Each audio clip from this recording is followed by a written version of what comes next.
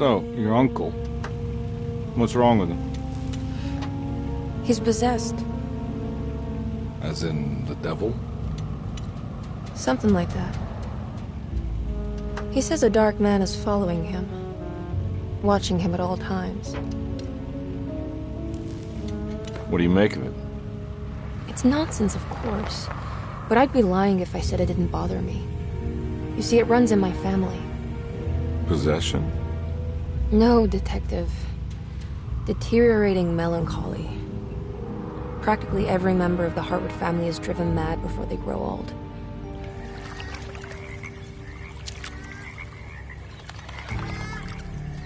But Jeremy didn't kill himself.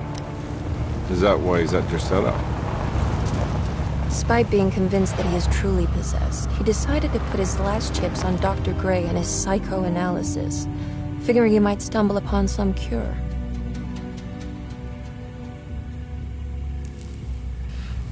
You mentioned the letter. I received a disturbing letter from Jeremy accusing the staff and all the other patients of being involved in some cult. And now they are also out to get him. Could it be real? Or is it all just in his head? It's a story he tells himself, Mr. Carnby. Anything to avoid the truth. Which is? That we're all terribly insignificant. That people mean so very little to one another. That there is no one out to get Jeremy Hartwood because he isn't worth getting. Here we are.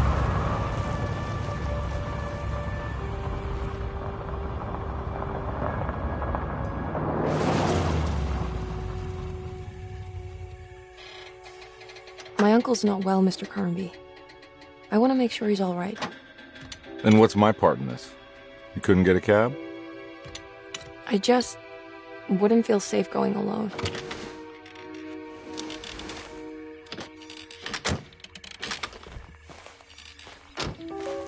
Did you bring a gun? Yeah. You think it'll actually come to that? No. But you might need to wave it around depending on how agreeable the staff will be. What exactly are we gonna do when we find Jeremy? I don't know. Let's just find him first.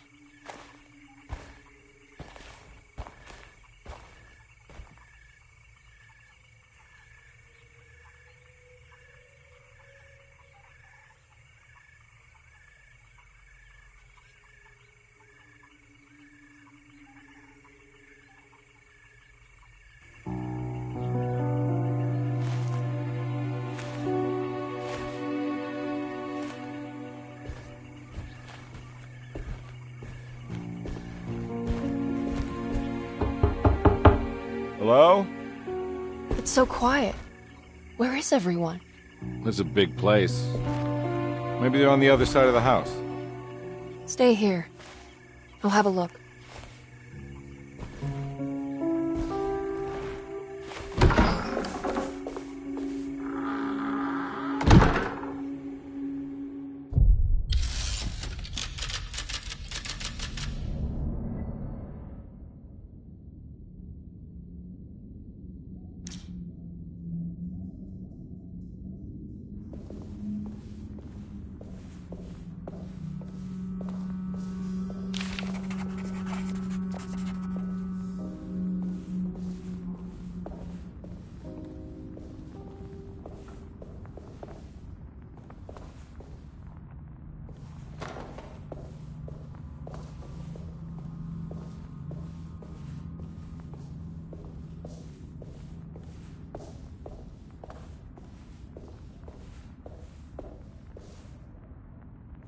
What's this?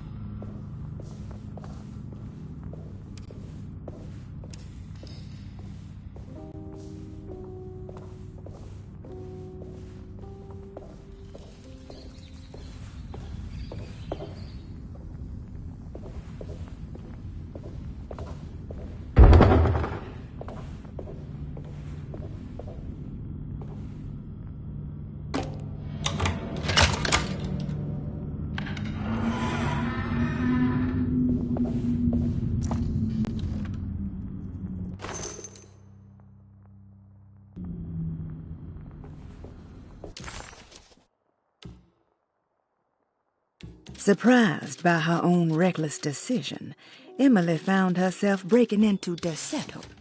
She mulled over how to present her story in case she got caught, but couldn't think of anything that sounded convincing. She wasn't much of a fast talker. Best to find a way to open the front door and let Detective Conby inside so he can handle the situation.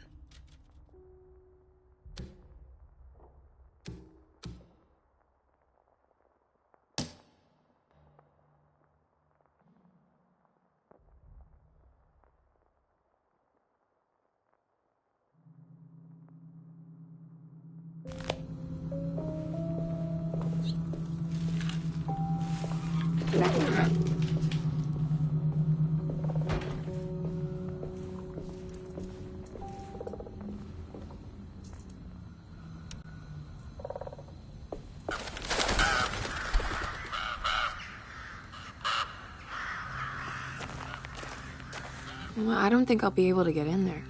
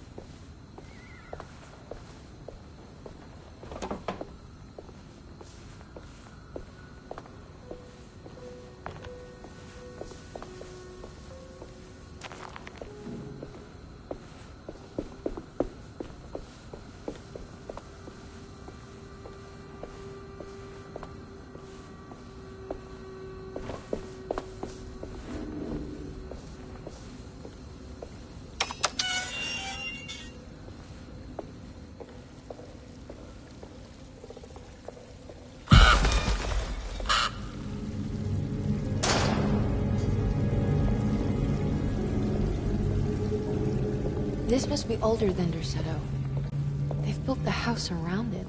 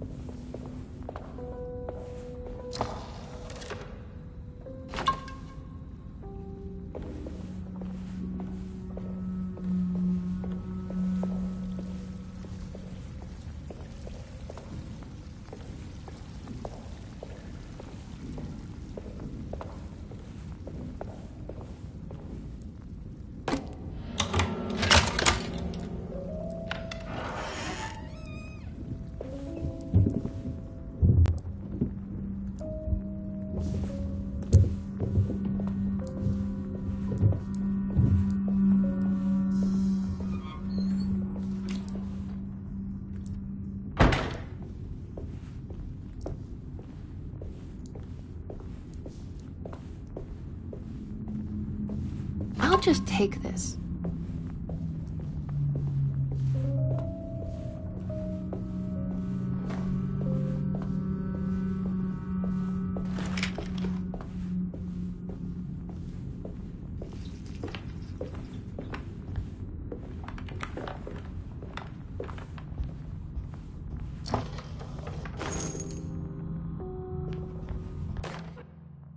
Every day your silence weighs a little heavier. It's been a difficult year for everyone, and many have lost all hope. I read in the papers about people suffering. Pictures of dust-covered landscapes without a drop of water. I wish I knew if you were still tending the earth or if you had turned your back against us. I have started to look for help elsewhere. I pray you will tell me if I am going down a path that you find disagreeable. With help from Bastiste and Charlotte, I found comfort in the practice of the voodoo. I have long been skeptical of that Caribbean cult, but it's been of good use to me. It seems all harmless in my book. I say some words dreamt up by the Creoles, and I carry around a small pocket of gris-gris. Nothing of this is mentioned in the Bible, of course, but the French Quarter priestess tells me it's all connected. She says the Christian God is just one more perspective on the creator of things. That's what I like to think, but the other way around, that the spirits of her faith are just aspects of you, our Heavenly Father. I am so grateful for the words you gave Mr. Hartwood. We will sing your praises at St. John's Eve. The world will be blessed soon again. Only the sacrifices of the Old Testament compare to your demands. Let it be the truth. A mother of earth, wood, and dirt. A mother of 1,000 young. Sacred sand, $1. Black cat oil, $1.50. Devil shoestrings, $0.25. That makes $2.75, madame. What was that you were telling the doctor? A goat without horns. What does that mean? Ah, you must have misheard me, madame. I said no such thing. Please, I know I don't look like any of you, but I'm devout. I'm ready to do what it takes. Do not be so eager to sacrifice the few things you have left, madam. Now please, leave my store. A goat without horns.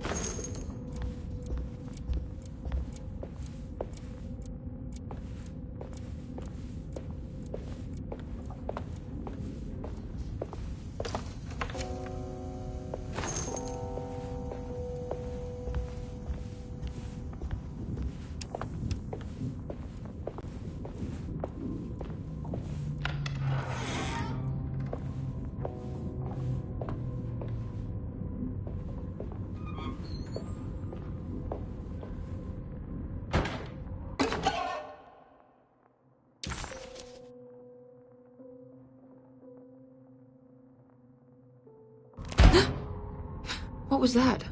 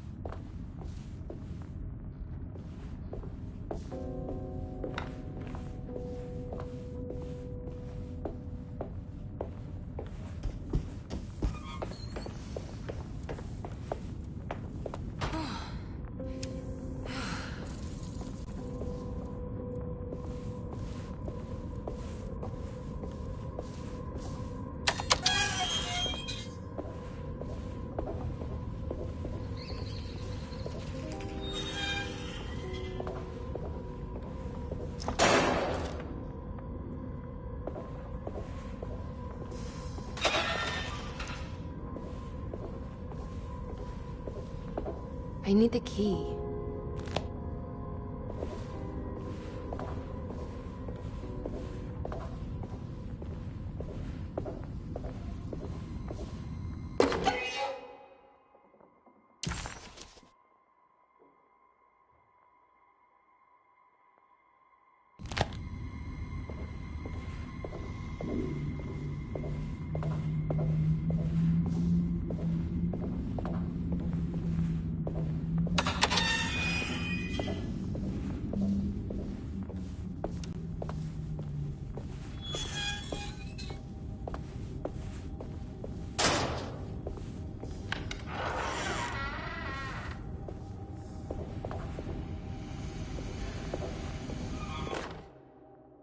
Please do not touch the boiler. It is working after all. While the sabotage has caused a leak, only the decorative plate has been completely ruined. Let's wait for Mr. Chance to turn up and he can take a look at the leak. Mr. Waits.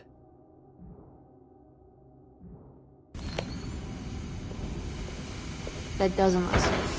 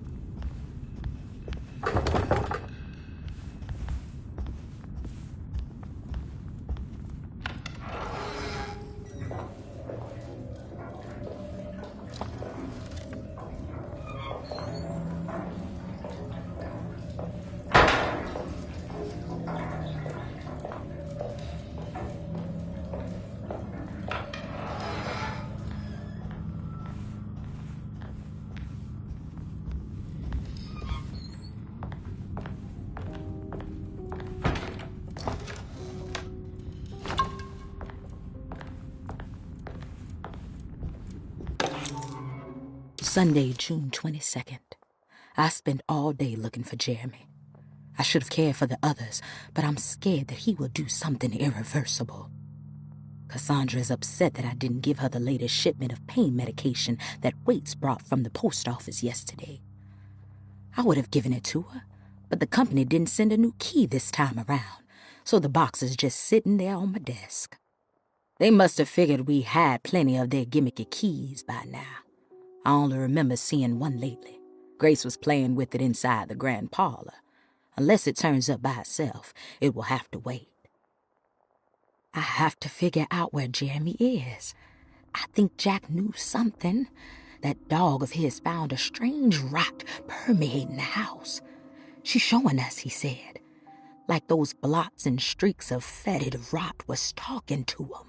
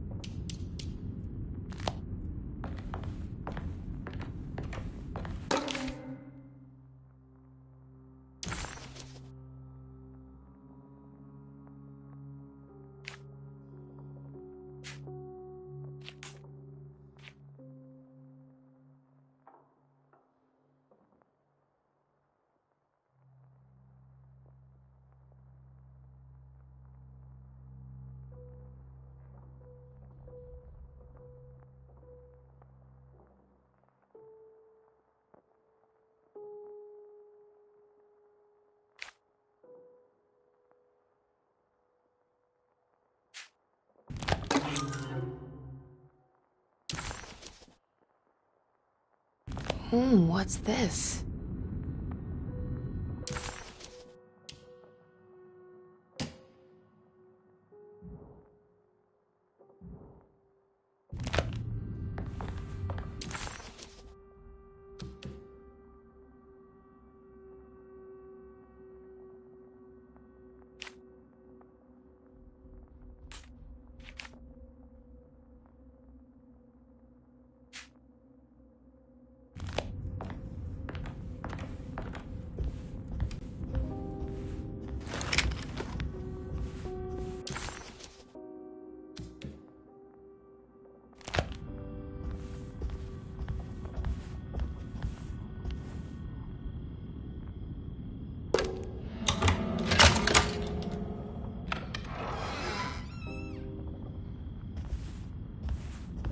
I need the key.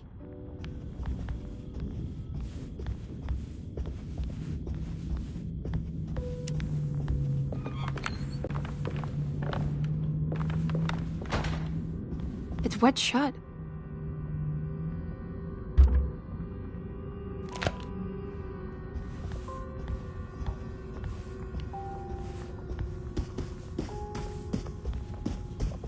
It looks important.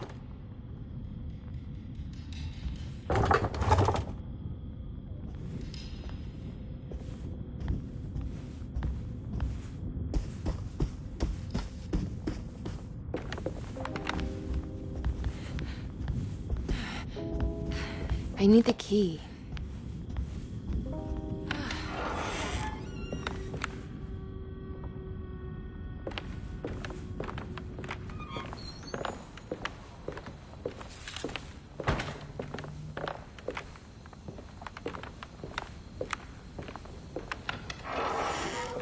Whoa.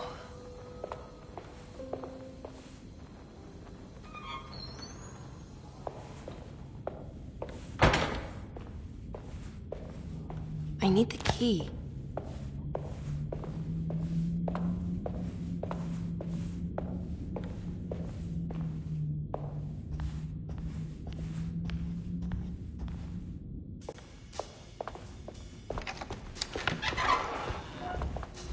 Wait, don't. Excuse me? Do you know where I can find Jeremy Hartwood? Of course not. McCarthy, what are you doing? I told you not to lose sight of the girl. Don't you worry, Mags. I'll find that little rascal. Who are you people? What are you doing here? I'm sorry about all this, but I'm looking for my uncle. His name is Jeremy Hartwood. What are you doing, child? You shouldn't be alone. Go find McCarthy. Who are you? Are you here for the Fay Dodo? Go upstairs now. My name is Emily Hartwood. I'm the niece of Jeremy Hartwood. This is Detective Carnby. The police? Why are you here? No, I'm a private investigator. Sorry to bother you. My client's worried about her uncle. He's a patient here at Derceto. If you don't mind, could you direct us where to find him? No, I can't. Jeremy has gone missing. If you leave your information, I will make sure to contact you. Wait, he ran away? No, he won't leave the house. He's around here somewhere, and both of our orderlies are looking for him. That's unacceptable. Where's Dr. Gray? I want to speak with him immediately. Fine, I'll ask him. Wait here and don't touch anything.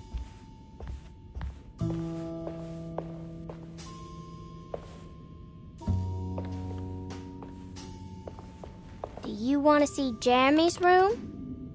Can you show us? Follow me.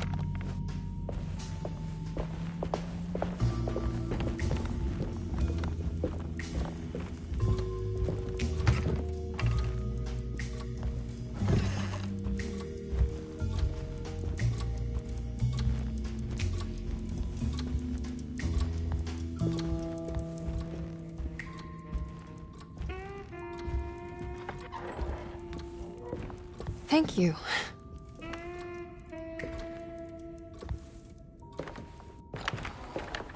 Strange kid. Let's look around, see what we can find.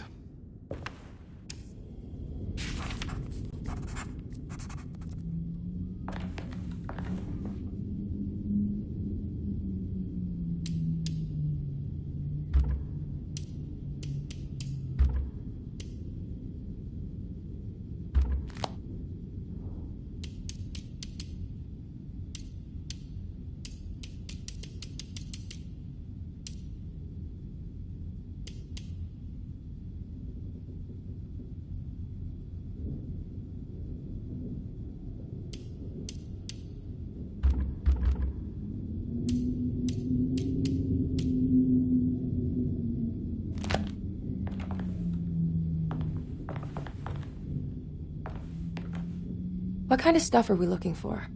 I've never been part of an investigation before. Letters, diaries, receipts, all sorts of notes.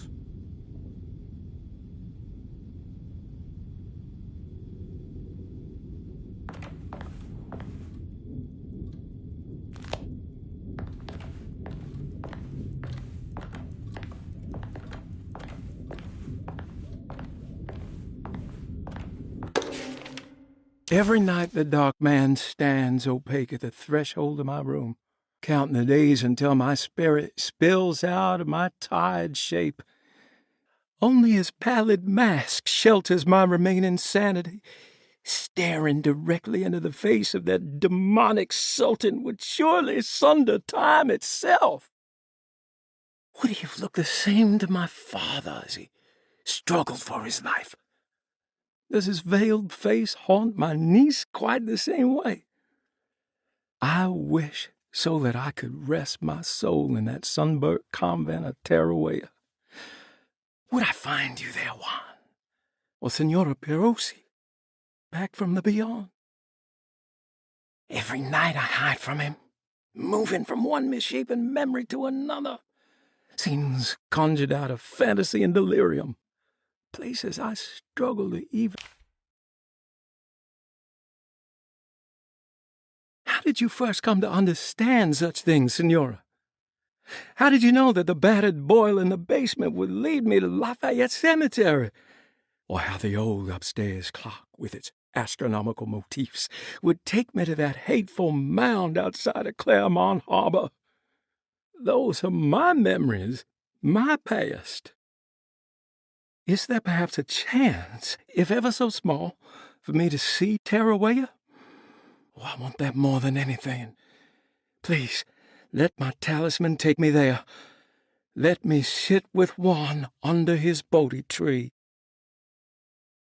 Despite having sold me that talisman, Miss Jackson, the voodoo priestess, revealed none of her secrets to me. That's why I had to travel to Tonka. Instead, she cruelly told Bastiste, my caretaker, that he would be betrayed and killed in the most awful way, that the one he loved would pierce his thigh with a sharp spear, and that he would be devoured by his own mother. What a terrible thing to say. The people of Deseto are becoming dangerous. They do not understand what they are doing. I must do something to stop them. I tried talking to Dr. Gray, but he confuses my worries. He's caught up in treating me. How can he expect evil to be cured with medicine and conversation? The orderlies, the housekeeper, and the patients are all deranged. They will call upon evil to enter this world. All will be lost. Everything. Unless I can find the clerk, Mr. Waite. He seems to be a clear-thinking man. Maybe Beauregard. The dark man offered me a prison, and I accepted. I signed that miscarried contract and entered the dark pact. Everyone is safe, except for me.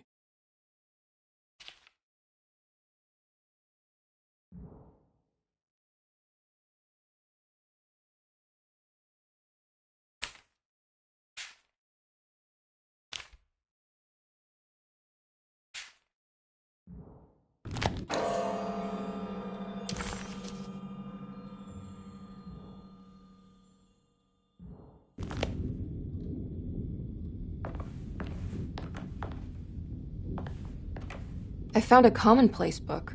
What's that? A notebook with all kinds of stuff in it. Do you know a place called Tarawea? Never heard of it.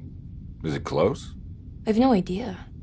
Just seems like it was a place Jeremy wanted to visit. Good to know.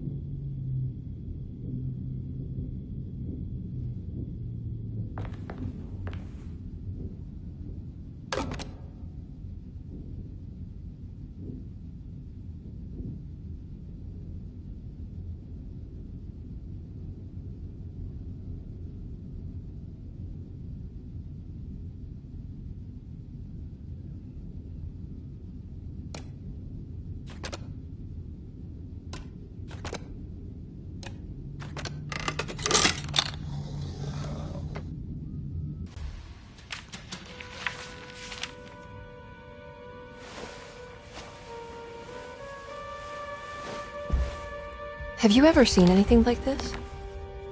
Looks like a talisman. You mean like this one?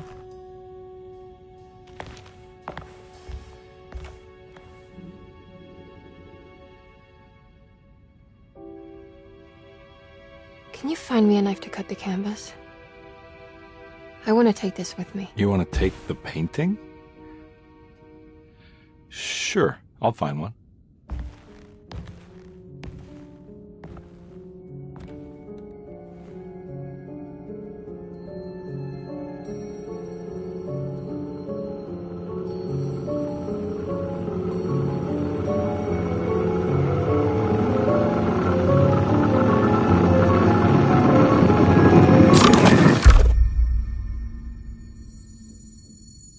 I found this tube as well. Should keep it safe for you. Do you want to carry it, or should I? Miss Hartwood? Emily? I'll take it. Thank you. We're done here, right? I'm not sure. I don't know how to do any of this. Listen, I think we should talk to Dr. Gray. He must know something about what's going on around here. Okay. Let's do that.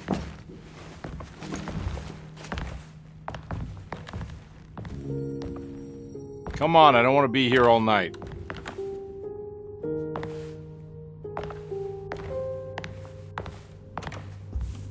Detective Carnby? Where did...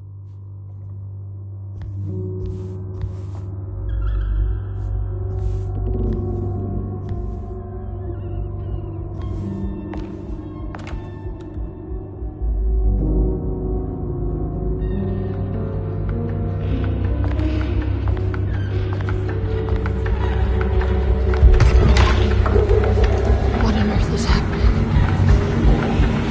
What is this place?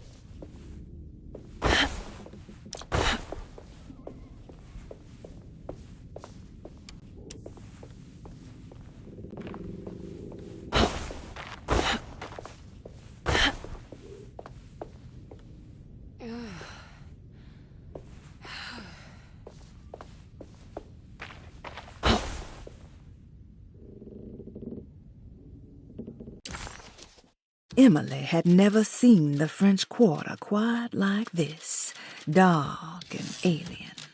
The only possible refuge she could see from Jeremy's balcony was a bit of light coming from a corner store.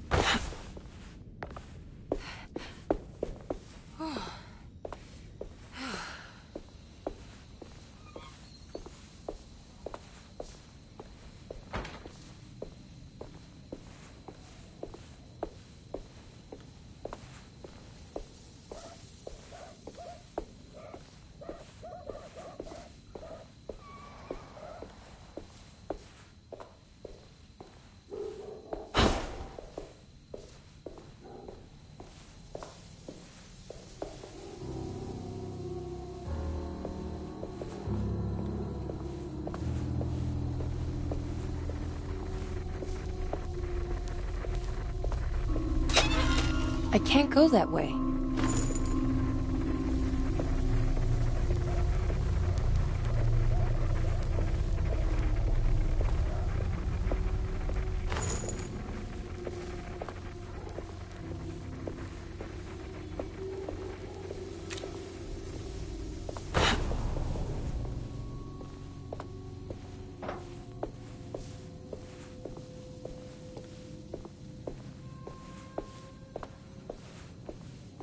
This can't be.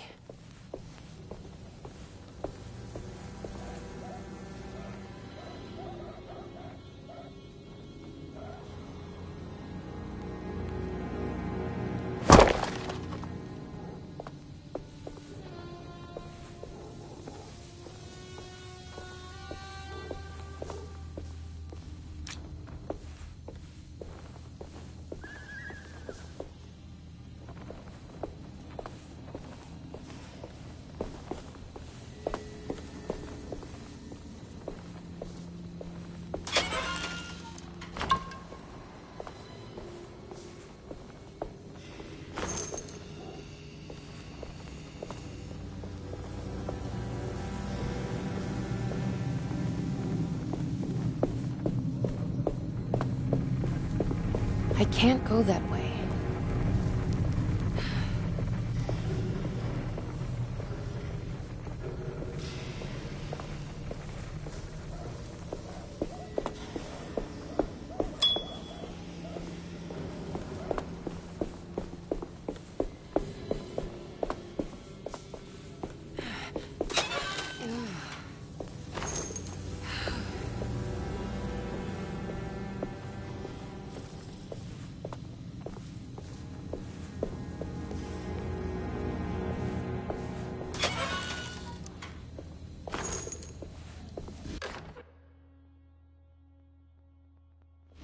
What's this?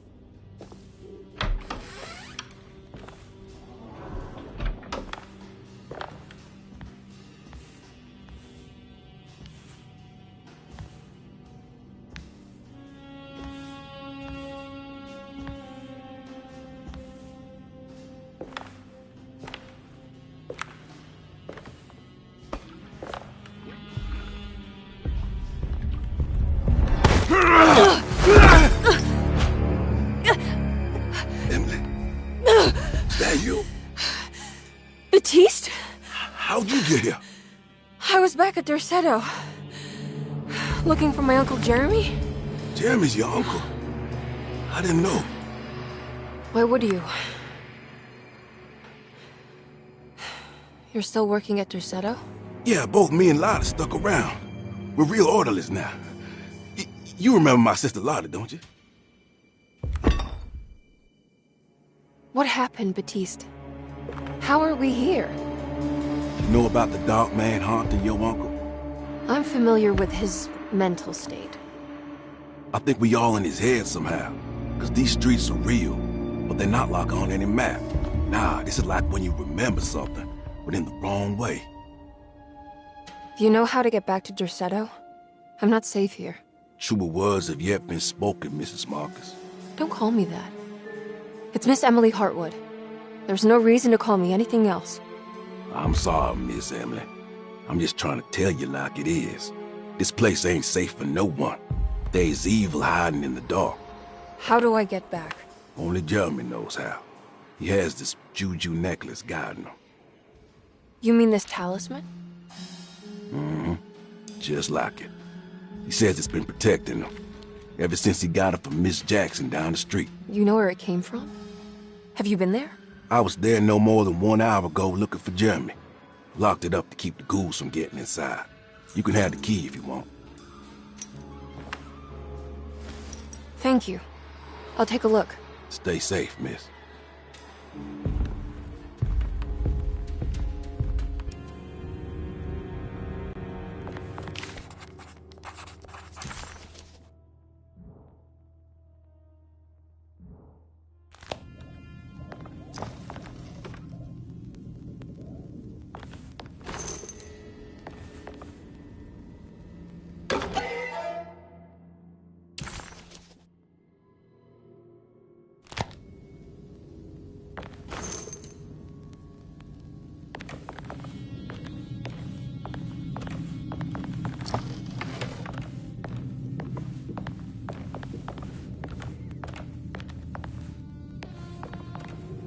Are you staying here?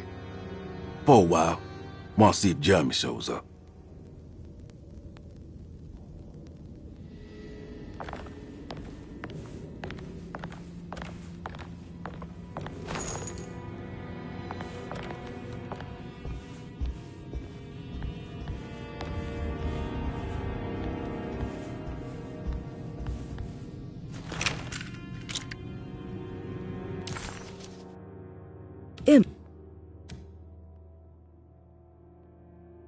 Emily couldn't understand where she was, but it felt like a waking dream.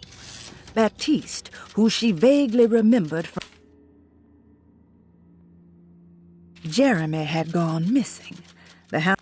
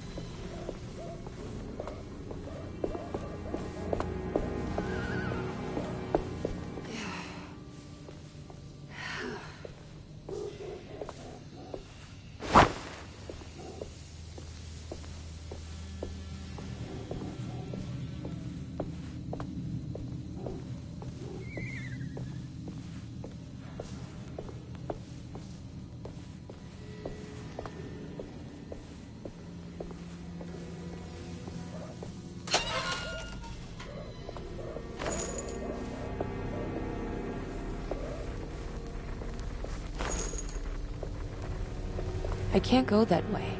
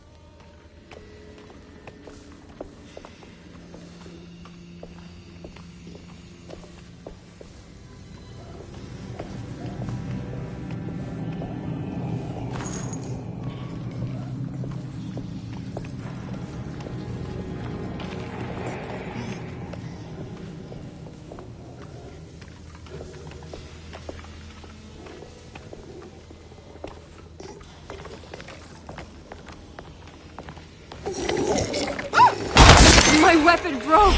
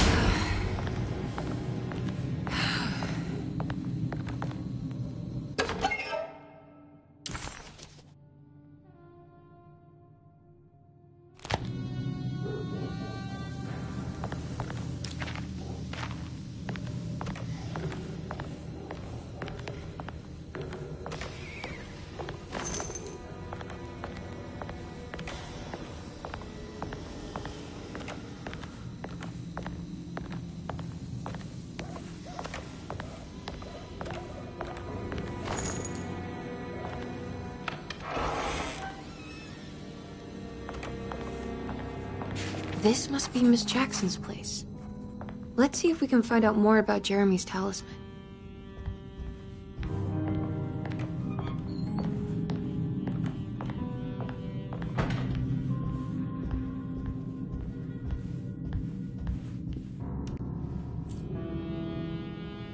It looks exactly like Jeremy's talisman.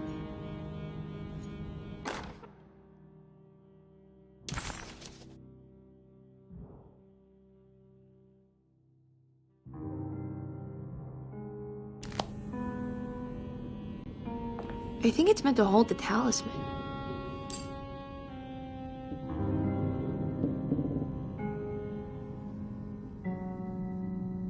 I'm not sure what numbers I should use. Maybe there's something in Jeremy's notes.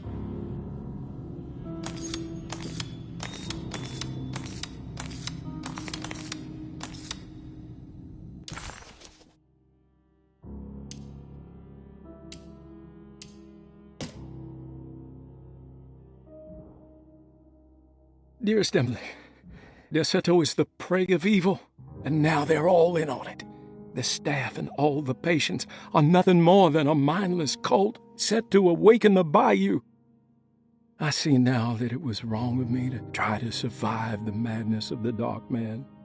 You will also learn that soon enough. Every hour that passes where I deny him his right to my sanity makes it worse for the people I care about. He perfectly staged his world in order to conduct my fall. And I have to fall, Emily. Stay away, my dearest niece. Stay as far away from Desetto as you can. Someday you may understand what I've done. May God forgive me. Farewell, Jeremy Hartwood.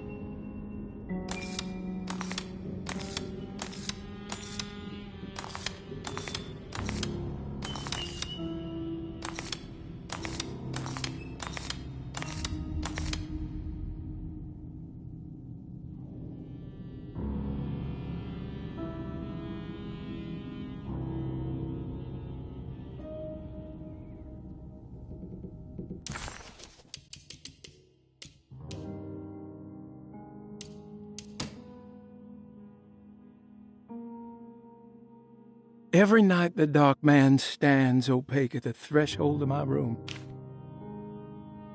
How did you first come to understand such things, senor?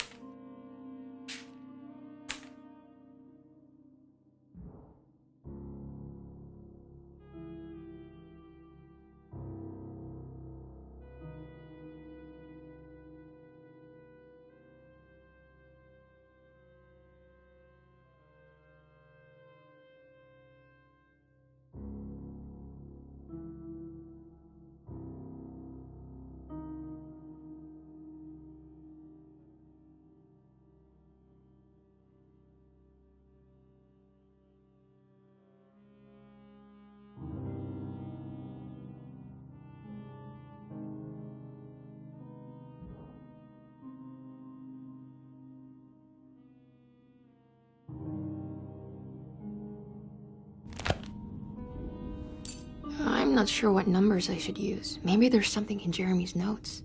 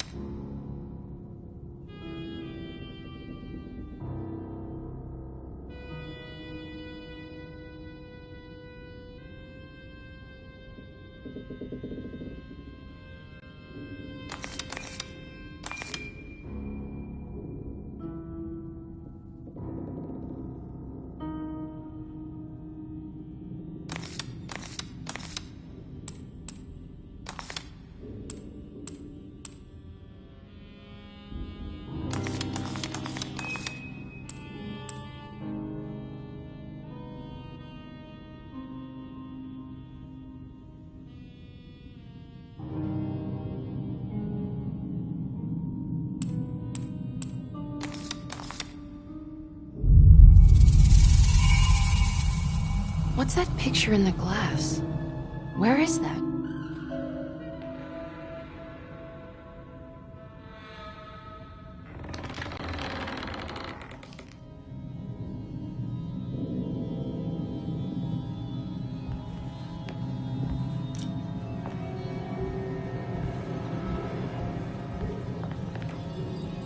Good to see you again, Miss Hartwood. Mrs. Thompson told me you were here. She also alerted me that you brought a detective with you. I'm very curious to hear what this is all about. You don't remember me, do you, Miss Hartwood? We met at your family's house in the Garden District, when your uncle was about to be admitted under my care. No, I remember. Sorry. I'm not really feeling well.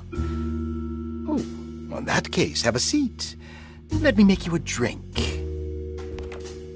I don't seem to have made much of an impression on you. On the other hand, I can vividly recall you and your parents. Because of our cheerful disposition, I'm sure. You are far too intelligent to think that. You come from a joyless family, Miss Hartwood. The only amusement I took from my visit was discovering that the young lady's drink was an old-fashioned. Very astute. Is that supposed to make you seem attentive or intelligent? Whatever you prefer. Are you ready to tell me why you are here, Miss Hartwood? And why you brought a detective? I received a letter from my uncle. He seemed certain that he was in danger here. If I find out you're treating him badly, I'll be taking him back with me to New Orleans. Really? Is he going to live with you in your tiny garçonniere? That would be a spectacular way to ratify your spinsterhood. Because you are well aware that your father would never let him back in his house. No, I have it. Maybe you can bring him back up north. You've been wanting to move back for quite a few years, haven't you? You always preferred your mother's side of the family. Jeremy is free to leave with you. I won't object. However, there is one problem, as you might have learned. He is, in fact, missing.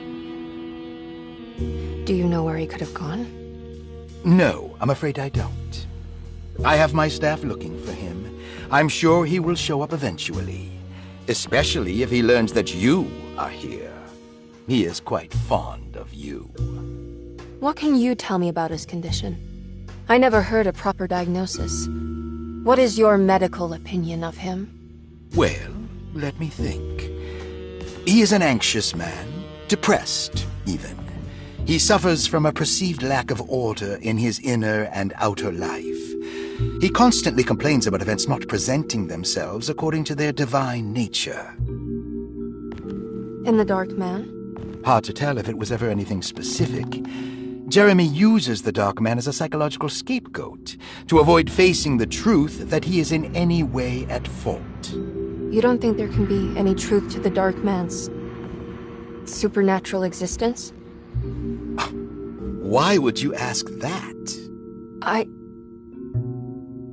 Can we ever be sure? If the Dark Man is some sort of evil presence that is in possession of Jeremy? Well, I assure you, any evidence that you experience supporting that claim is purely delusional. Don't get caught up in mass hysteria, Miss Hartwood. You wouldn't want to take your uncle's place in this hospital, would you? I'll be leaving now, Doctor. I need to keep looking for my uncle. Do so, Miss Hartwood. I'll let you know if he shows up.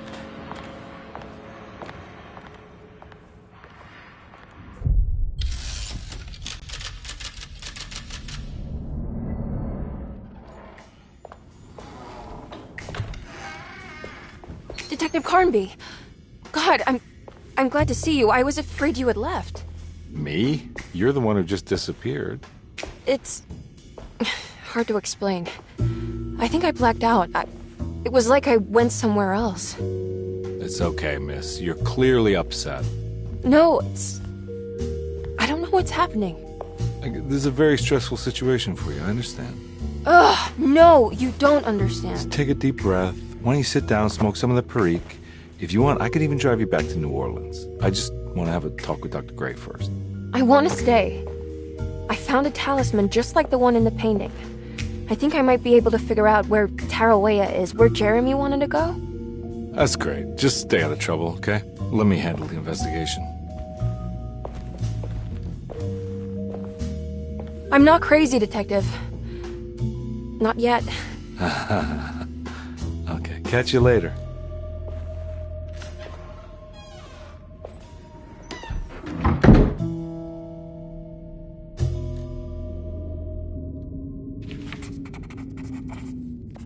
If a talisman like this can open up doors between the French Quarter and Derceto, then maybe Jeremy is hiding in some strange other world.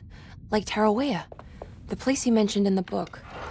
No matter where he is, it's clear that my search won't be limited to Derceto.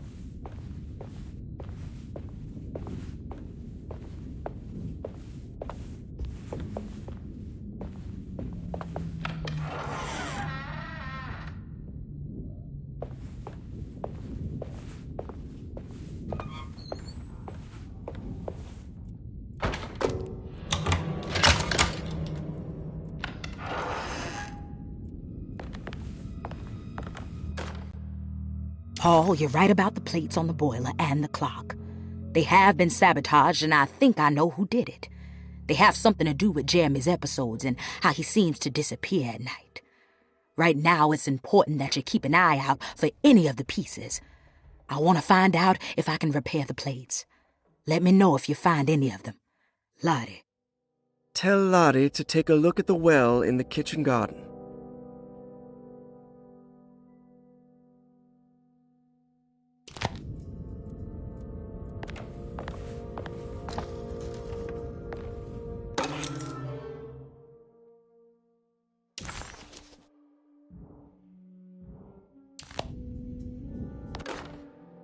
Dr. Elmore Lee Gray is Deceto's chief doctor. Accounting and all administrative work is handled by me, Paul Waits. Magdalena Thompson, or Mags, is responsible for the household. Jean-Baptiste and Charlotte Tabois are responsible for keeping the guests' medical regimens in check. Finally, Jack Chance is our gardener, who can occasionally be seen in the conservatory, but is for the most part busy outside.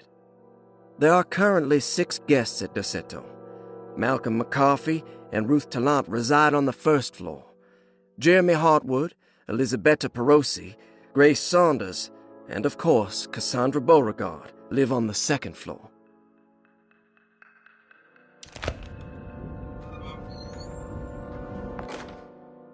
Saw your notice in the boiler room. You should know Mr. Chance won't be coming back. I got no business being in there myself, but you can take a valve from the wine cellar if you want to try to stop the steam pouring out. Be careful.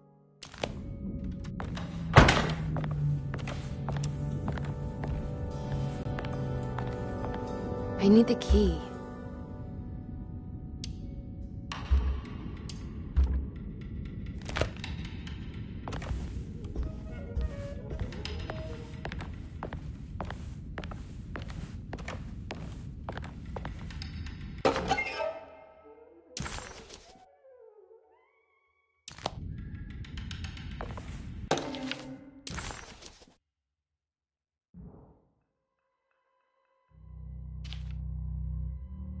Cassandra Beauregard, the beloved author.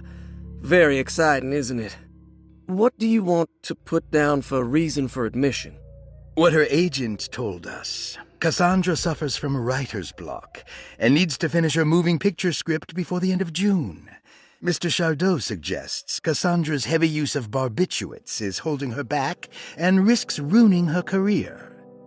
And how should we summarize her personal history? Let's keep it short. Cassandra Beauregard is a beloved crime author who managed to pull herself out of poverty and into stardom. 5 years ago, she tried killing herself by jumping off a balcony. The incident left her a cripple, and now relies heavily on her wheelchair. And for diagnostic impressions? Cassandra suffers chronic back pain following her suicide attempt. She self-administers morphine to keep herself ambulant, but has become addicted, and the desired effect is now lost. The drug abuse clouds her mind, and she is unable to focus on real life. To save herself from this insight, she instead makes up stories to fill out the gaps in her own thought process, resembling the Korsakoff syndrome. Oh, bravo, Doctor. How will you treat her? First of all, she needs to be weaned from her drug addiction, and hopefully it will resolve her compulsive lying. Then look into permanently numbing her pain in her back through surgery.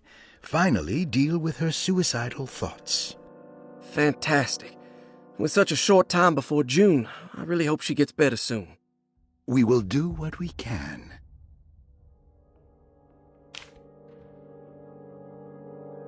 Grace Saunders, 11 years old. Reason for admission? The mother insists on strict supervision by a proper gentleman to avoid further perversion of Grace's adolescence. Personal history? Grace's family possesses modest wealth and status. Her childhood seems ordinary, spending most of her time with private teachers and family friends. Grace's father recently passed away, leaving her mother the sole caregiver. And diagnostic impressions? Grace has trouble dealing with her father's death.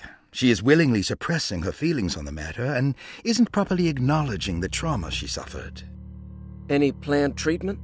Grace needs nothing out of the ordinary. She simply needs parental guidance. Eventually, we can work on her feelings toward her father. Thank you, Doctor. I'll finish the paperwork and get her installed.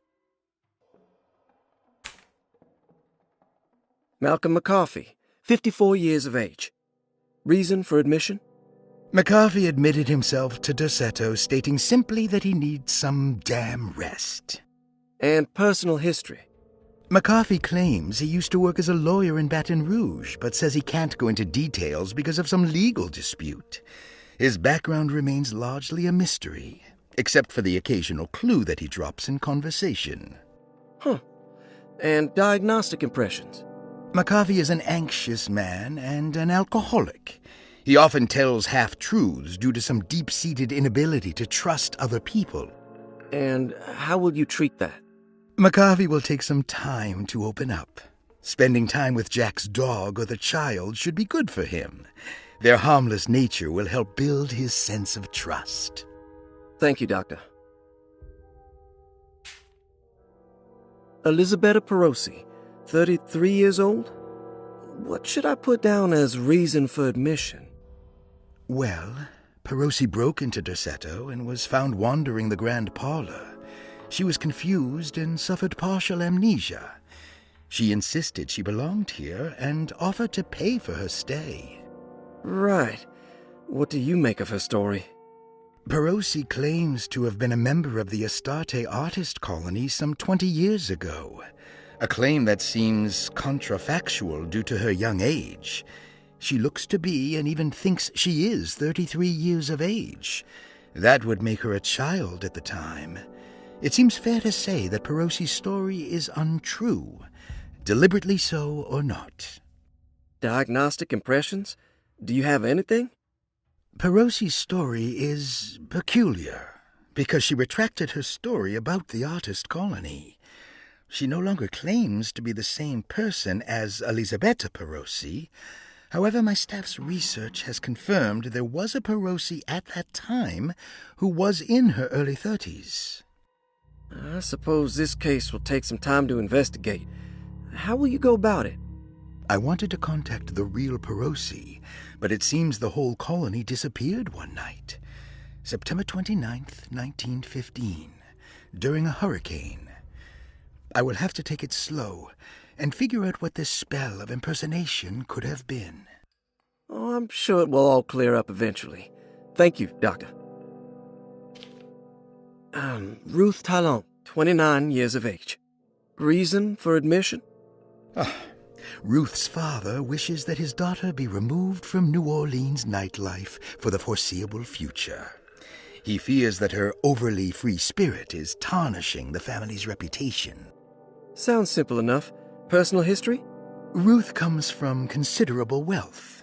Her family owns several hotels and restaurants. Unlike the rest of the family, her sense of adventure has taken her around the world, including France during the Great War as a photojournalist. The last decade, she has provoked many rumors of being a debauched flapper, bordering on nymphomania. And diagnostic impressions? Despite her father's frivolous reasons for her to be admitted, Ruth does seem to provide an interesting case. She is refreshingly open and doesn't shy away from talking about her life during the war or her continuous celebration after returning to the States. She is admittedly a sexual deviant and feels no remorse. And her treatment plan? Simply staying at Derceto should do wonders for Ruth. If not, at least for her family's reputation. Ruth doesn't need to change, but with therapy I might be able to share with her some sympathy towards her family. I doubt she will settle down and become as dull as the rest of them, but at least she might try to be more discreet in the future.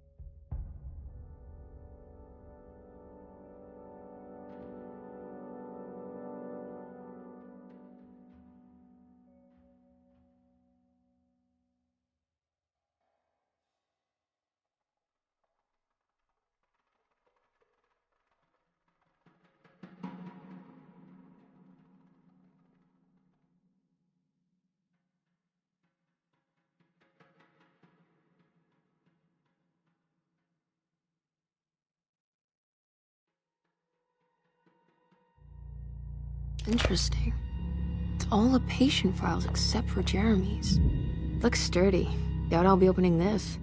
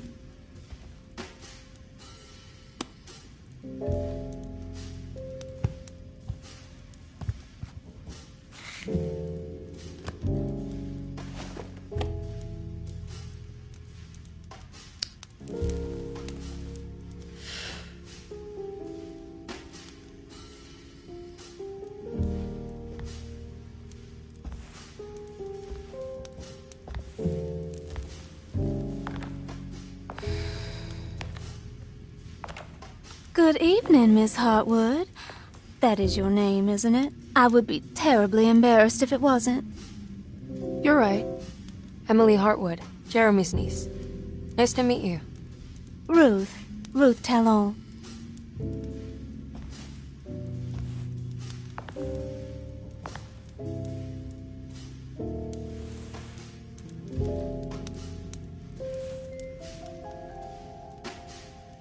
Is that Perique you're smoking? How terribly quaint. Maybe so, but I like it. Would you care to share some? That smell is making me feel very nostalgic.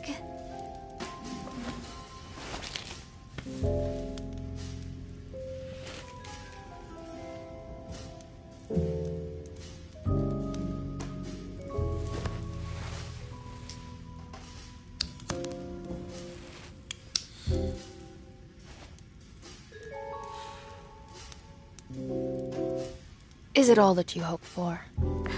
I enjoy your light mockery, Miss Hartwood. I can tell we would make great friends. How flattering. Too bad you're locked up in this place. Your insincerity is really refreshing. I wish you were mad as I am, then you could stay. Give it a few years and I might just be. Lunacy is one of my family's few privileges.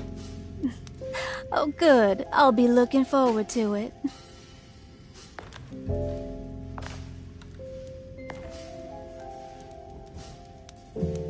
You don't know anything about what happened to Jeremy, do you? Everyone here is really strange, and it's hard to know what to make of anything you hear. Occasionally, it sounds quite exciting, though. Good versus evil and all that. I'm sorry, but I don't think I have anything useful to share. It doesn't matter. Thank you for the much-needed break. Bon voyage.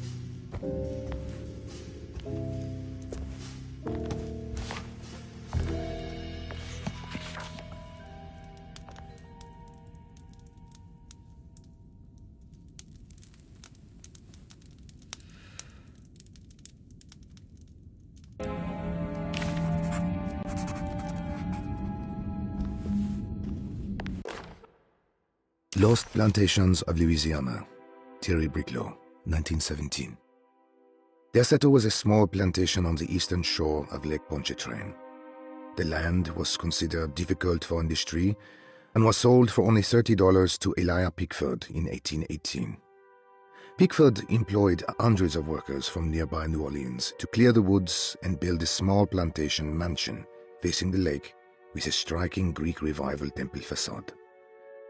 Derceto kept a modest production of Perique tobacco and indigo that persisted up till the Civil War.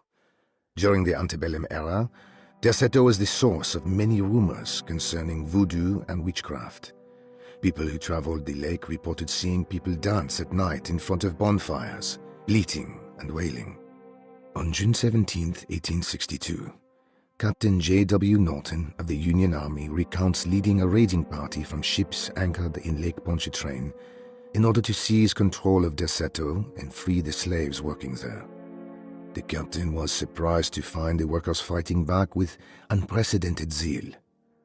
Norton's account describes these men and women as enraged with fanaticism. Pickford reportedly tried to placate the raiders, but was shot in the confusion.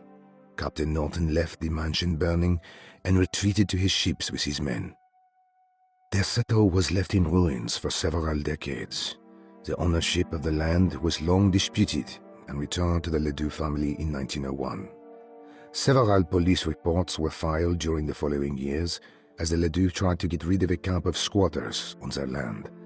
The police made several visits to remove the trespassers, but the people kept returning. On November 1, 1907, Inspector Legrasse of the police charged a deadly attack in order to save several children kidnapped by the squatters. Many were killed, and even more were jailed. The following year, Ledoux rebuilt Derceto, incorporating the surviving stone foundation and adding a magnificent wrought iron conservatory. The farmland had been reclaimed by the surrounding woods, so it was no longer profitable to use as a plantation. Instead, the house was turned into an artist's colony. The Astarte Artist Colony was a successful group of artists, including figures such as painter Heinrich Cassel and poet Nora Keith. The group was also known for their beloved Mardi Gras crew called the Pirates of Pontchartrain. On September 29, 1915, a tropical hurricane tore through Louisiana, causing Lake Pontchartrain to flood New Orleans. Due to the remote location of Derceto, it took almost 2 weeks for outsiders to learn that the artist's colony was abandoned. The 12 residing artists had all vanished without a trace. The empty mansion of Derceto still stands on the shore of Lake Pontchartrain, with much of its temple facade intact. The Ledoux family currently has no intention of repairing the house.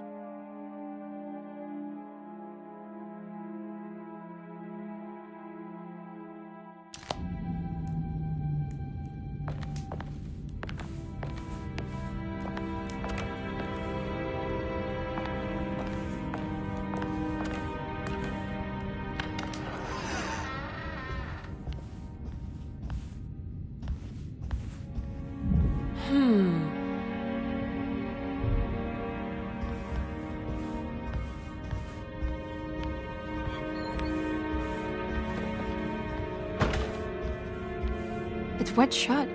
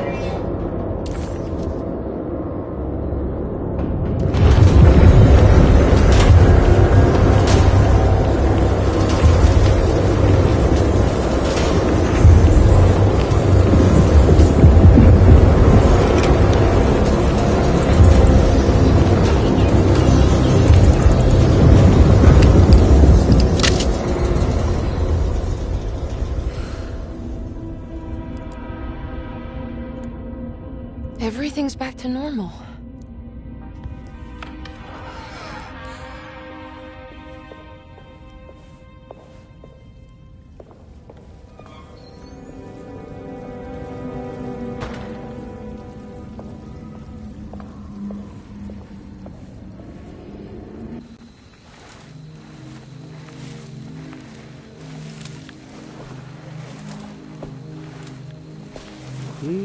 Misaki nantet mwen, Mempra misaki nantet mwen, Men le anjeni man yo de shena.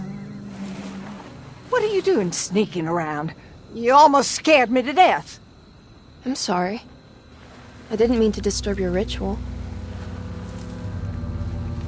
I wouldn't have guessed voodoo was in practice at a place like this. The doctor may be all about science, but I know these roots have power. Do you know what's going on here? I have a feeling Derceto is cursed. There are several players with stakes in this game. Derceto isn't cursed or blessed. It's a battleground. And it would all be a lot better if you could get your uncle out sooner than later. That's all I'm trying to do. I wish you the best of luck, Miss Hartwood. I really mean that. Now, if you'll excuse me, I need to look after my gumbo.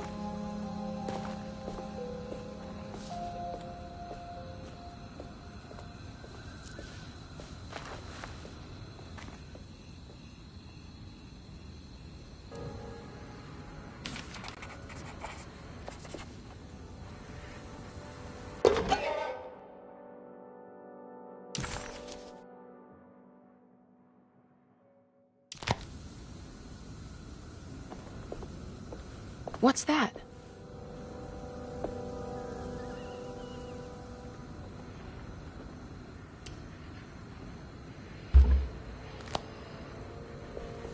It's another piece of broken plate.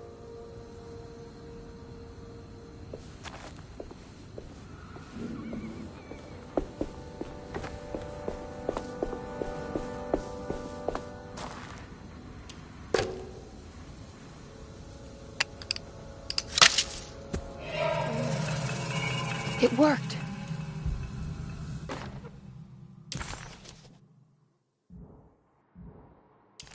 What's this?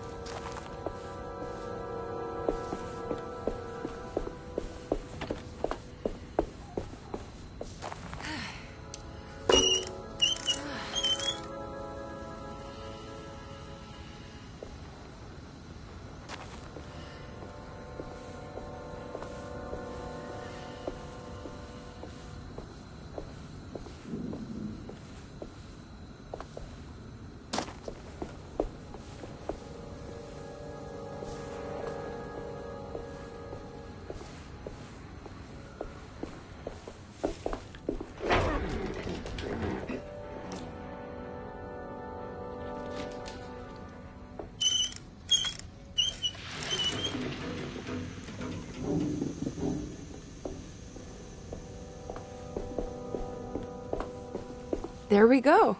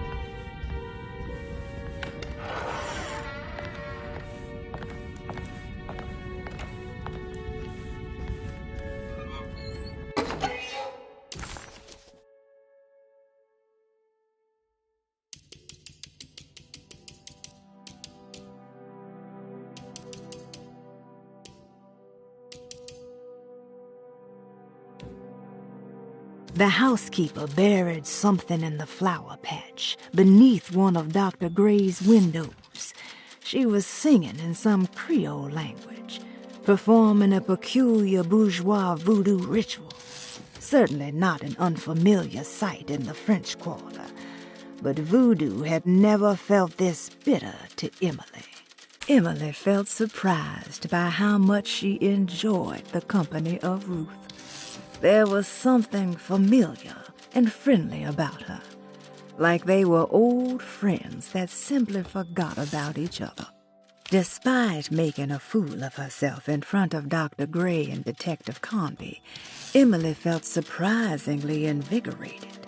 She felt absolutely sure that it was her manipulation of the talisman that had brought her back to Derceto.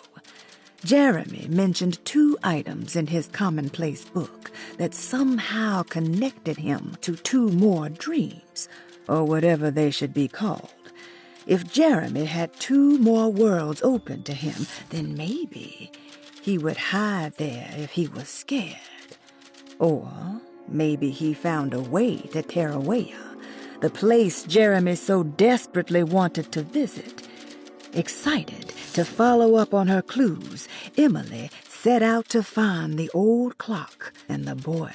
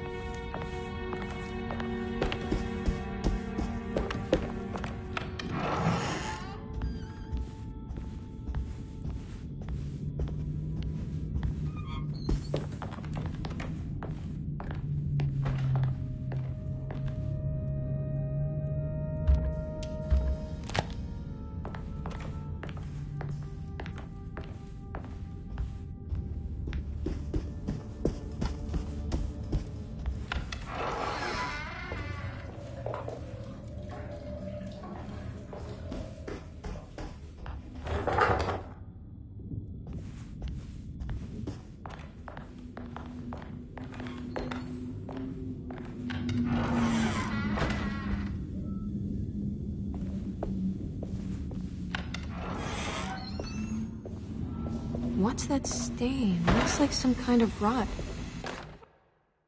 You know, Mr. Waits, I saw a piece of the plate that Liza broke. I think she's been hiding them.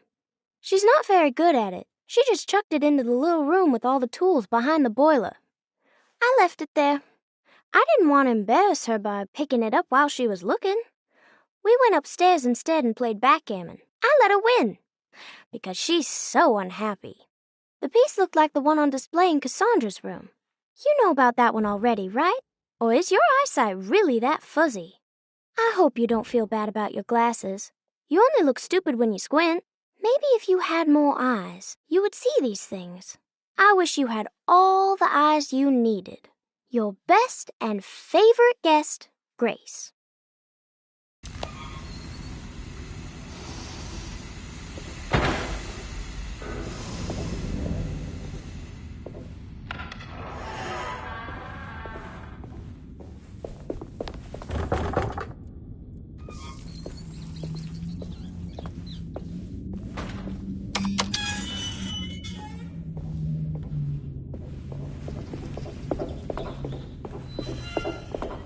I need the key.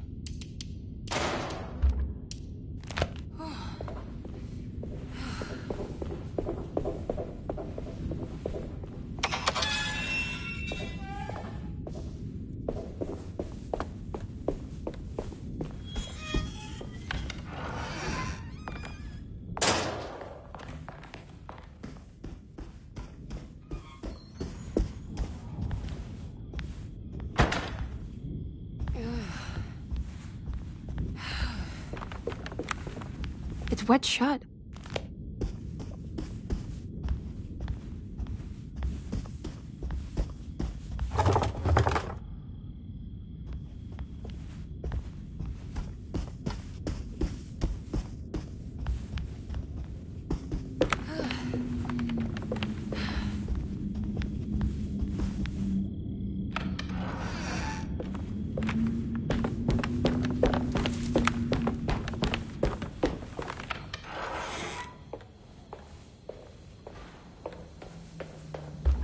I need the key.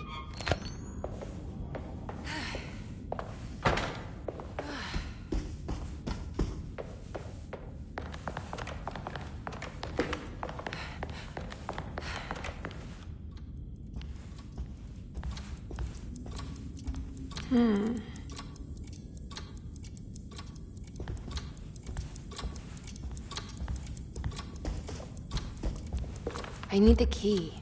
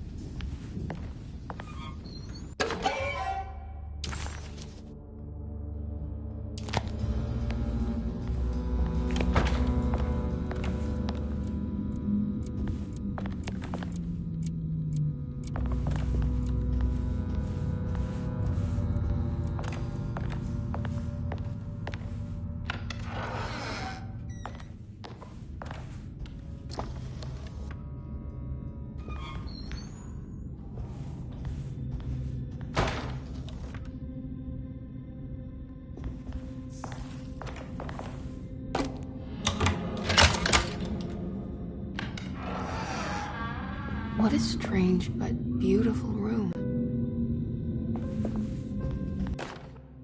I did it! I crossed the thresholds to my intended destination without a focusing device. My talisman now knows these roads, and I have no need for the plates. I can find my way to Lafayette as easy as I find my own room. I visited the grave of my father and seen the oven waiting for me. Thank you for opening these doors. I now must summon my courage and go back to that hateful mound outside the oil rig. I hope you'll be feeling better when I return. Jeremy.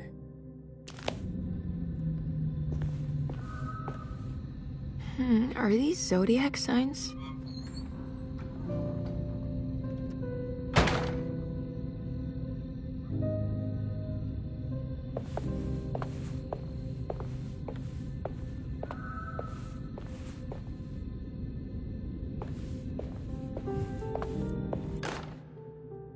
Will I need to remember how to get them out again? They are locked up for good reason. I am sure she is still able to whisper the answer in the ears of the wrong people. But not for long. I will see her burned soon enough. That black goat will be sacrificed to put an end to it all. Then it will all be over. No more Derceto, and sadly, no Astarte. Those good pirates of Pontchartrain. May you still sail the lake, until you find the shores of Hali.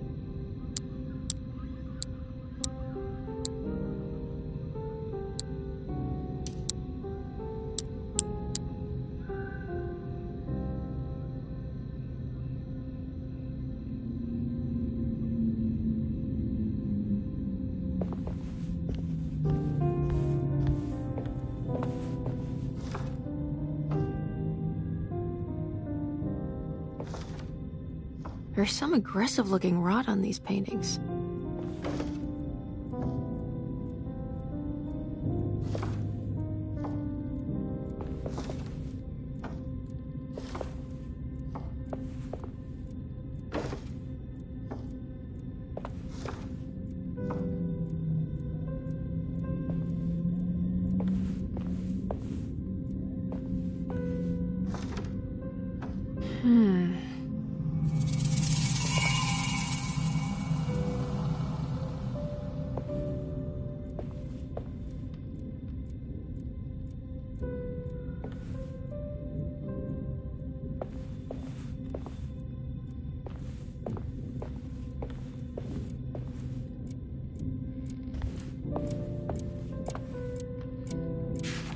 The Astarte Artist Colony. I'm pretty sure they had a Mardi Gras crew called the Pirates of Pontchartrain when I was a child.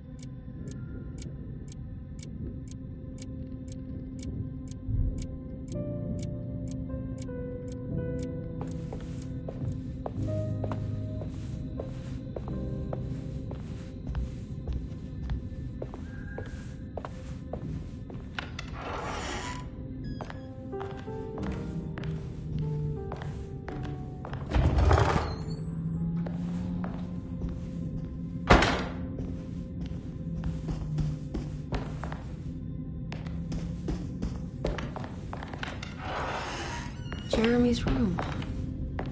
All back to normal.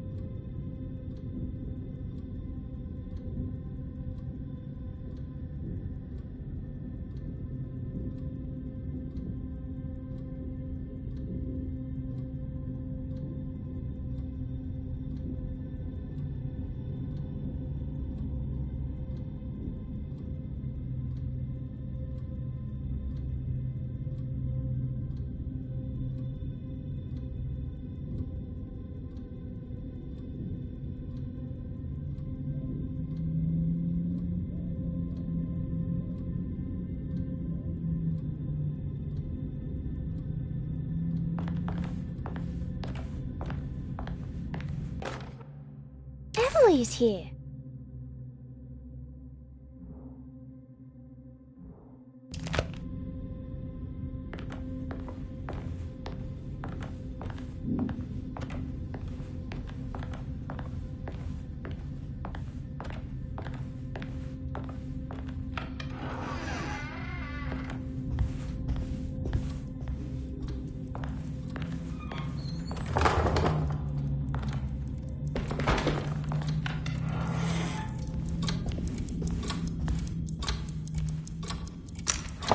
This must be the clock mentioned in the Commonplace book. This looks like the thing that held the talisman in the French Quarter, but it's broken and missing some pieces.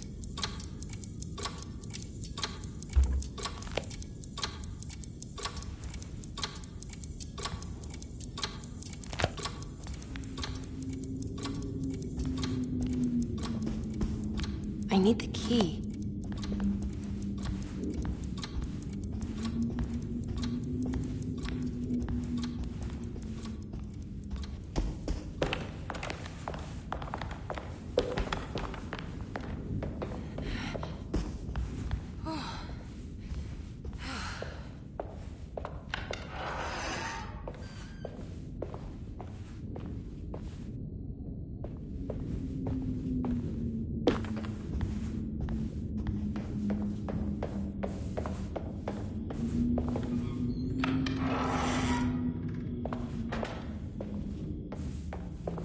I need the key.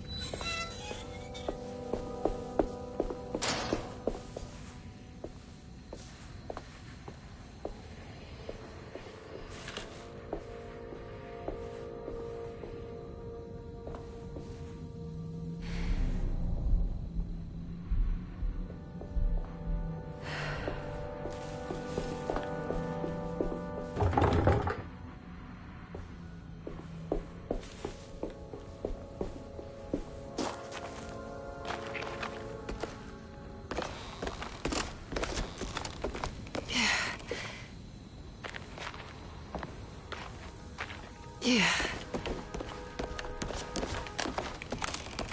Yeah.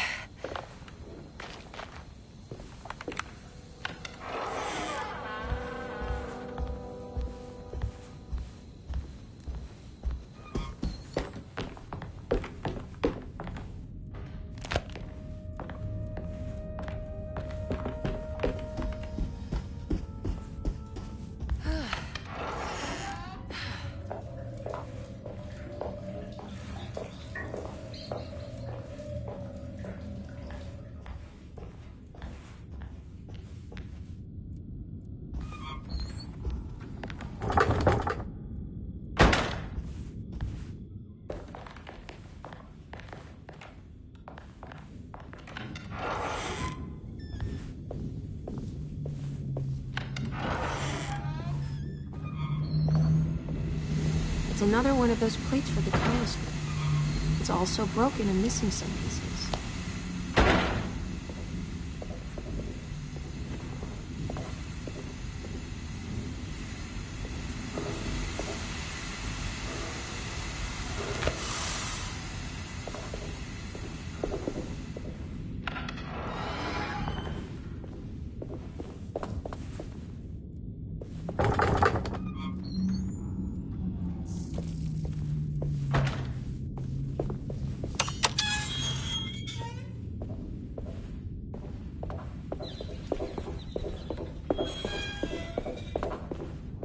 I need the key.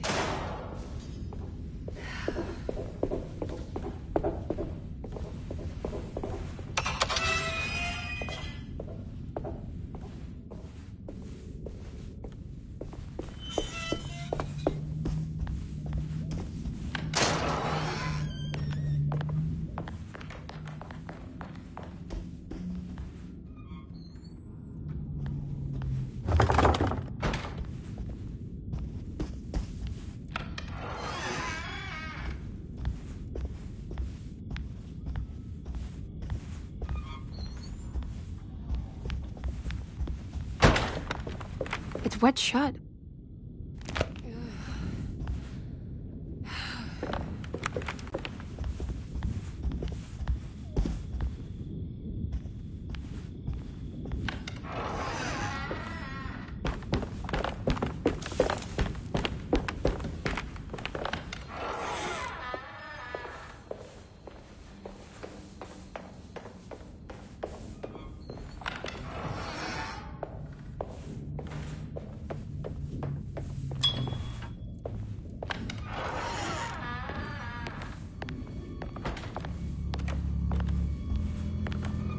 I need the key.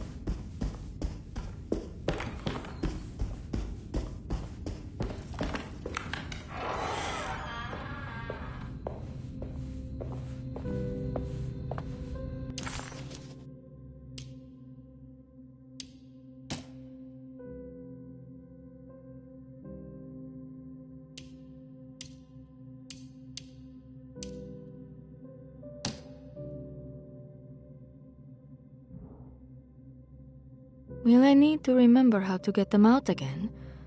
They are locked up for good reason. I am sure she is still able to whisper the answer in the ears of the wrong people. But not for long. I will see her burned soon enough. That black goat will be sacrificed to put an end to it all. Then it will all be over. No more Derceto.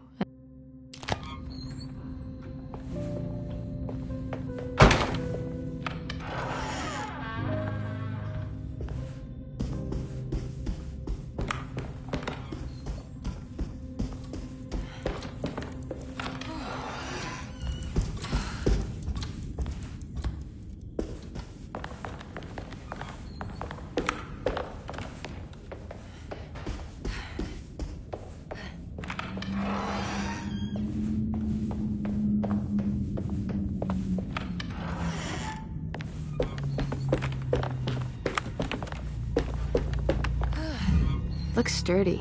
Doubt I'll be opening this.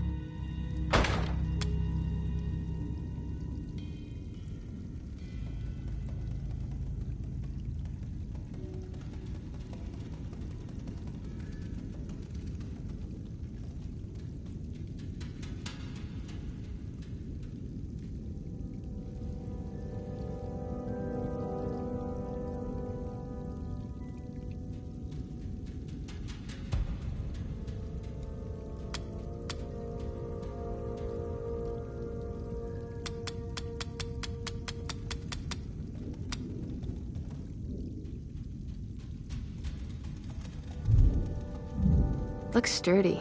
Doubt I'll be opening this.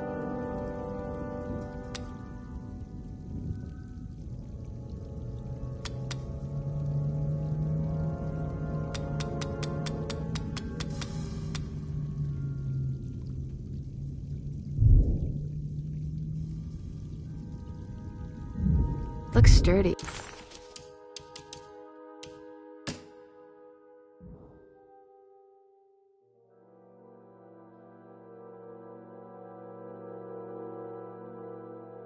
Will I need to remember how to get them out again?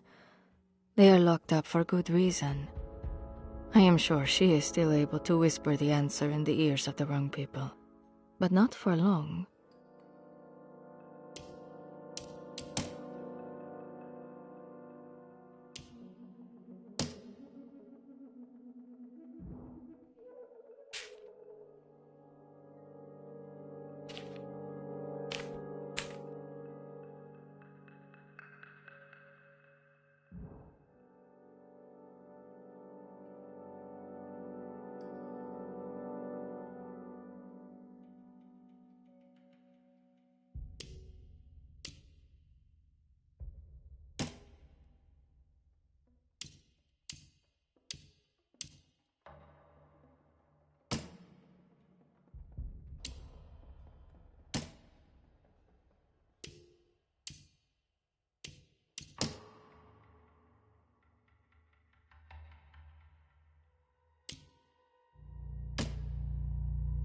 Doubt I'll be opening this.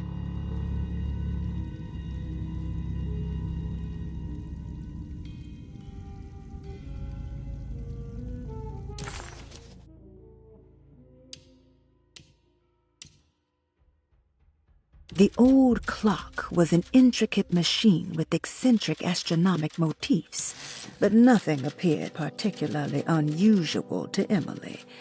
But then she discovered a large decorative plate that reminded her of Miss Jackson's ritual bench, where she had configured the talisman to open the door back to Deseto.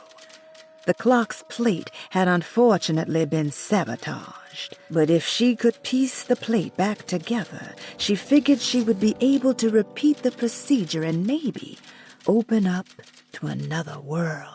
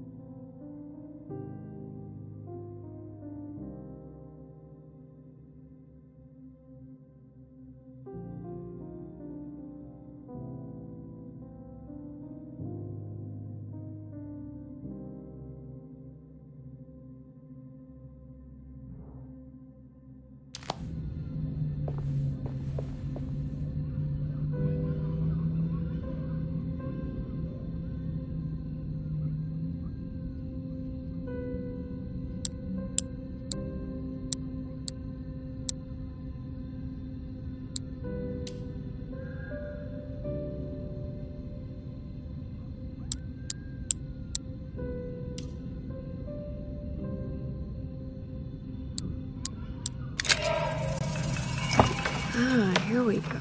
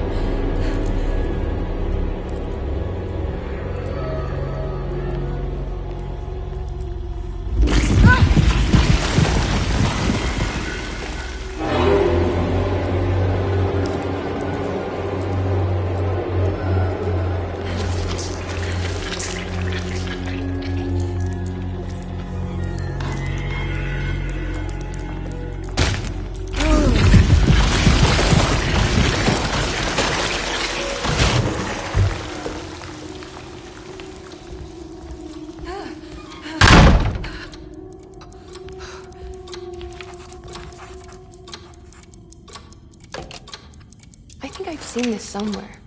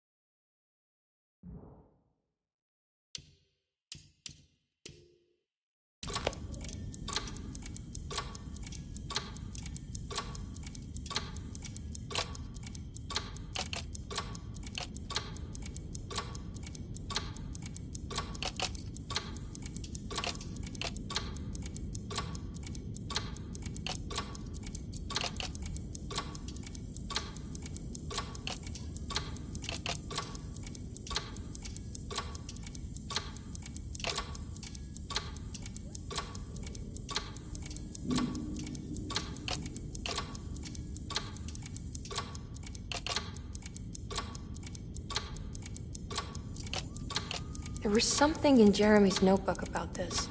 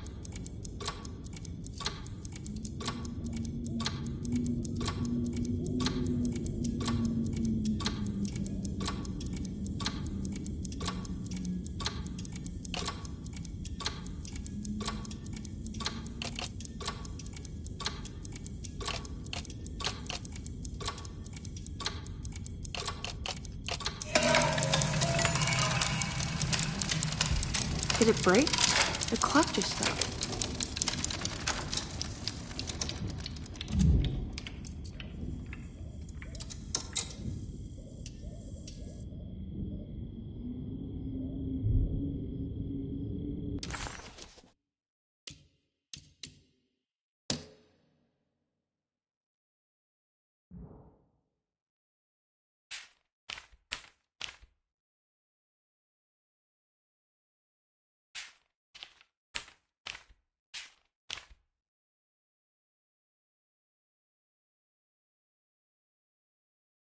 How did you first come to understand such things, Senora?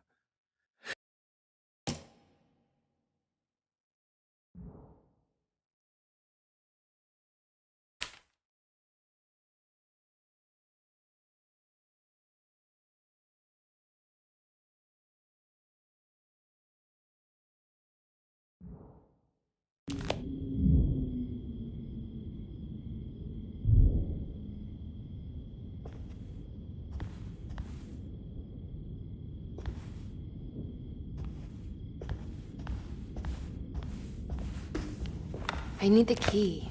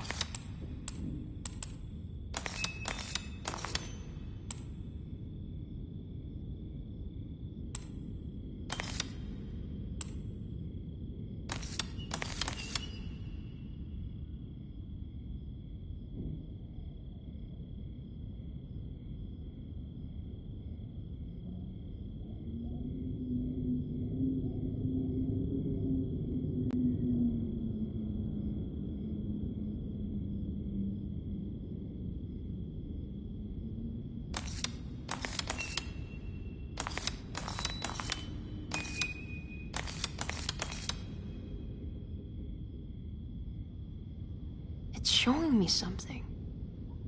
That's just the hallway outside Jeremy's room, isn't it?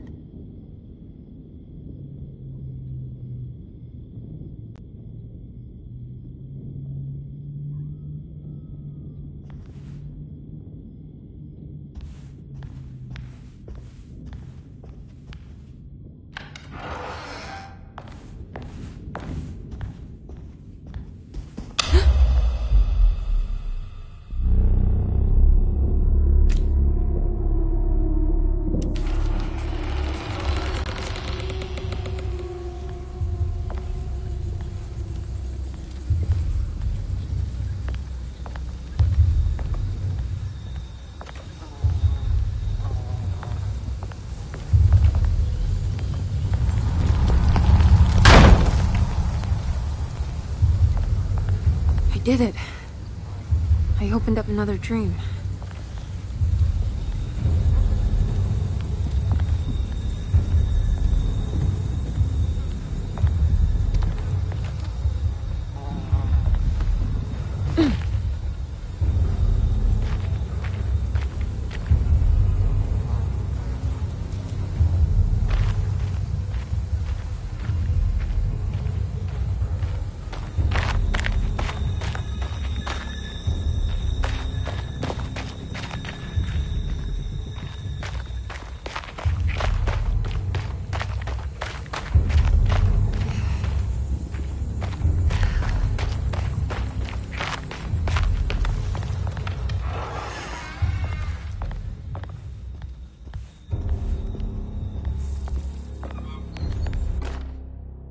May 1923, Monday. All okay, ready for delivery. Maintenance. Oil pump must be serviced. Any tampering causes large spills unless properly forestalled. Tuesday. Shipment delayed but delivered. Maintenance. Service bridge close to broken. Wednesday. Prospectors reluctantly agreed to show the burial mound to Mr. Hartwood, a painter, who read about our finds in the papers. He means to return tomorrow and try to find a way inside. Thursday. Mr. Hartwood's efforts delayed. The workers seemed nervous about his presence. Hartwood promised not to return to the compound. Instead, he has taken up an offer by L'Officier, the riverboat captain, who means to pilot him to the site tomorrow morning. Hopefully that's the end, and work can resume. Maintenance. Bridge from the oil tower to the bayou has collapsed. Sabotage suspected. This is the devil that guides us now.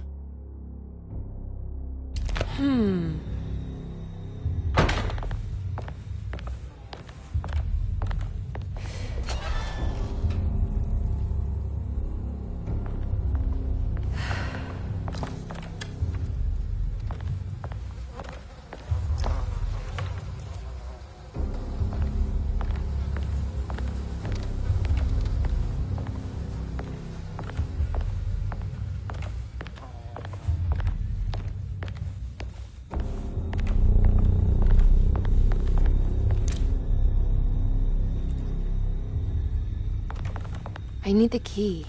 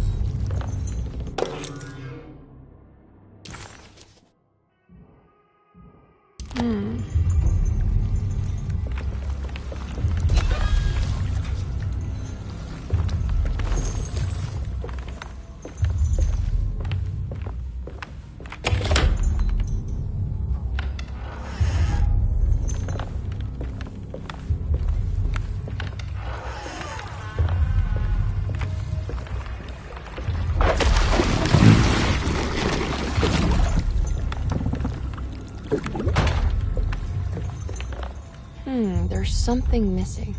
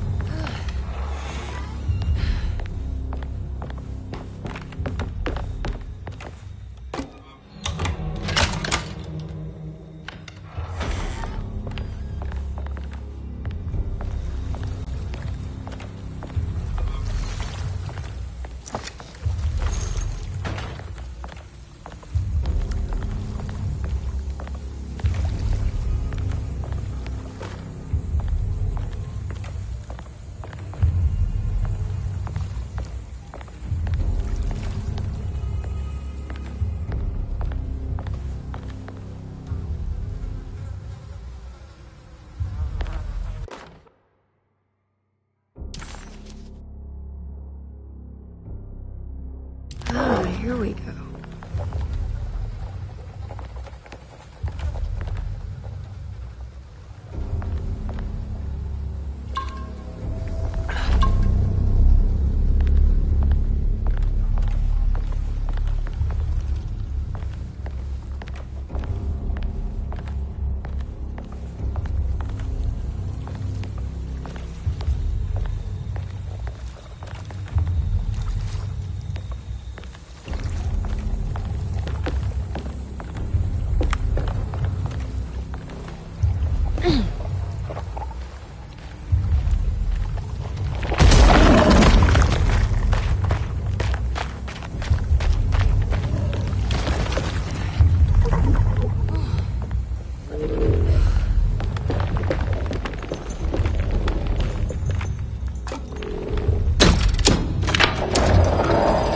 It worked.